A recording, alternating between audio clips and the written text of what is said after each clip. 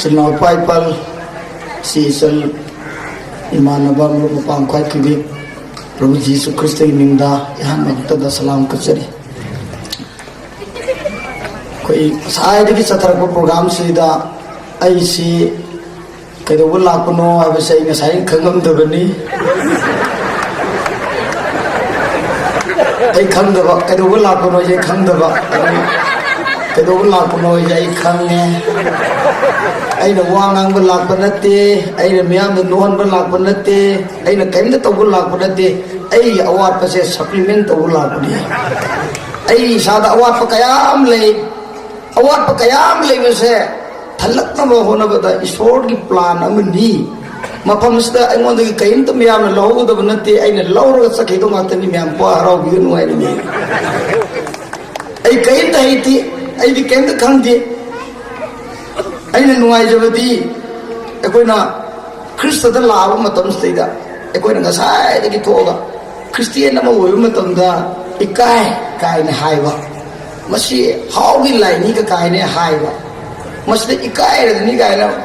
imung da ga di masi imda hekta prabhu thajai gai ne heta ya thor ga mapan thopa di ngam da ba hekta chalak matam da asmazu jisu lawram ni ma thajaram ni kai kana haiwa lot masong bagi se ñu leina hujik leini ba singse masi akoina khudam ama oiraga sigidi layo nupa hemanta amasung masi Christian sangamni na mayam ikai ngana horar ko tamda akoina ikai gi bagi mahota Christian sangamni yam lem sabki da phongai ngam badu ne kai sei pride sai gi song thuk chabani hoji adondane kasi yam nungai jari se ai awat pa lamdama sonda nangai ubiro matamda lila yawani lila kanguni film yawani audio cassette de bhagi to nupa duni haino urambagi mahutta mase mayam torambado adu da sunnatana jisu gi manai nupa amasu oiramme ai point ama phange ai phang gaje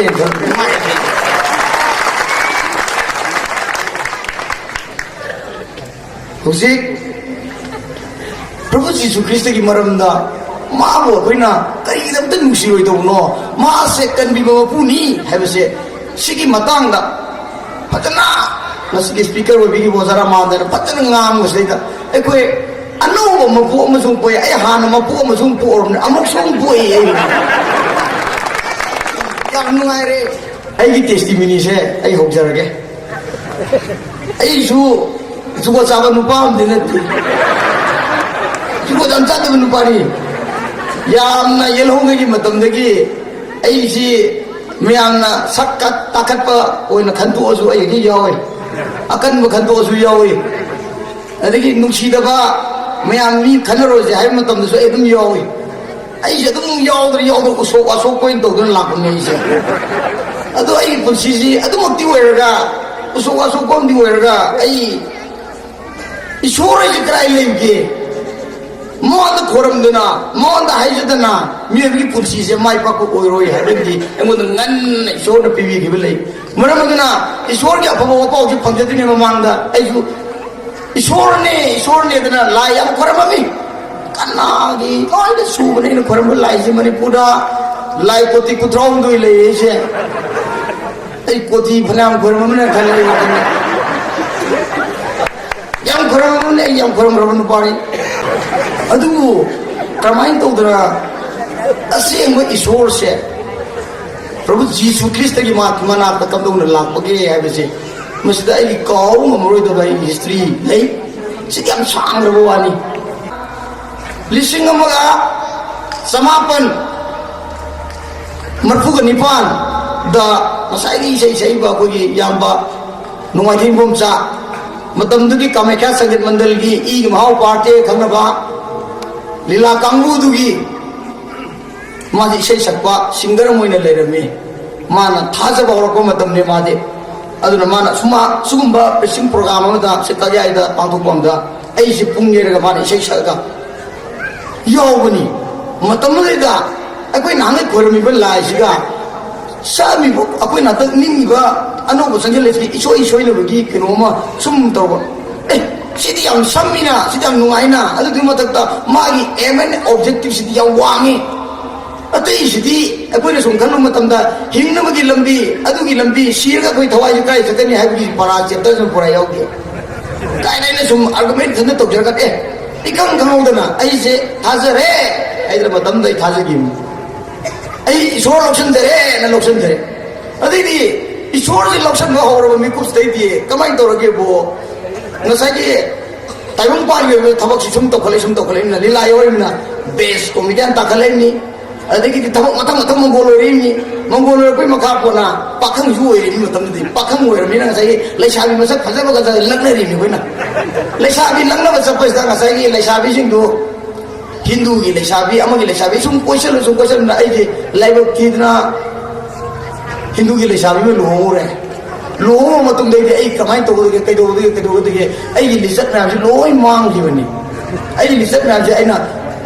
iswar prarthana di torakanda pungang duga lekai dana su sung ngasai gi how gi lai ni adu gi lai ni ada gi lai ni ajal ko ai ju ikai na es madu di ne oh me jo horo ba kai to ikai ko tu ki bani ji tok tana matam sang na le re oi ai backslide to wa hai gadra backslide mo ti ai haining di matam da ikai bani thabak thorum yaw da badin nati ai tase no prarthana tawri ai gi prarthana da pakum adum piri adum mukti wera kanda ai gi ungring je lumsal lu da ba isori da maktai na polum puru da ba adu da gi di ai gi dosa mayam laki isa mari po kanda nupi ahum nupa ama po kanda ai gi nupi le gi di ai mon da chaw ba dosa ne ai gi nupi da natna ai gi no pa he thang lu da chu ma sa ahum mo to ma ge te le gi di adumai to na matang kaya se engon da lakhi bani akai ba kaya isor gi bodi phangba isor gi tamak tai kai mom di to gi da ba isor gi tamak da awa bang kham na no matang mi on da pau sa do ba no matang di mi gi sim ding to re mating pang re na isor gi aning wa bible gi aning wa karim te yaw da na prarthana ka to ga ma da gi phang bu na saro ma da gi to bu da gi engon da mamai da di isor na engon da sumba yeng jan bi ba ma lakna isor gi sei tha ba bu do o bi rak bu da gi ai se adwai to lai bak thi gi bi ne khang bu mi gup ta gi so lising amaga lising ani ga taru Desember ki tarik mari da Desember ki tarik kun mari Christmas hayeng ne ngasi gum da ai se yunang punog da pasal samo gi makha da ko ya mai bom sa sina singap pi dana lamjing bi dana ai je baptize to gi baptize to un numit gi ngasi phau da ai isor gi porum je ai yam chawng pujarak na lai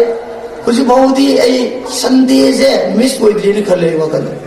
Sunday je yam na khai dok da tang sida loina na ai isa sing isa mari leramba ai isor ma sakang na loina sa stamin re ai isa nupi hauji baptize to na ai Bible college ama da Bible tam sa na no kitam te ready to le ai khundang na se mamai da di ai su wa kan da hauji yam na ngai re bi di sien sama lai sien sama kamai to la ke wo ama da di how gi lai ni adu gi lai ni ning no ko na hainan basing do akoi gi ipa isa koi hum mari sina sei ho na sakon ni nungdang pung tara tara jo koi na Christ gi sei sakna lai sei ngai ta ga da matai manau je thonau de gi tupin na sang koi sang pa ya ga tro ai akoi sang pa ya ga tro yani song har ga moi me am je tupin na nungdang ni sak ba hujiti enum do on thor ko isor gi blessing ma la ko dai hai ngam da na hai pham gang lai mo na ngai ko ai hujik se ai na sanskar se me am matung in ge hai ni me je ai no je khali ba ai na kari um ba bas samal le ma ba ai na bas samal le de ko le kai mi me je bas da ho la ga sanskar ni ne khali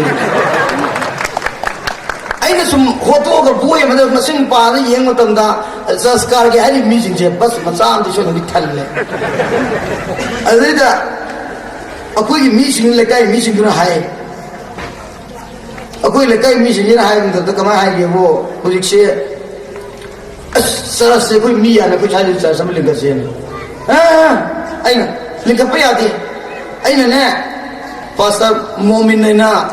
kano de gi Garo Hills de la pa mana mana basin pi yor mana pau sa dok matam da hai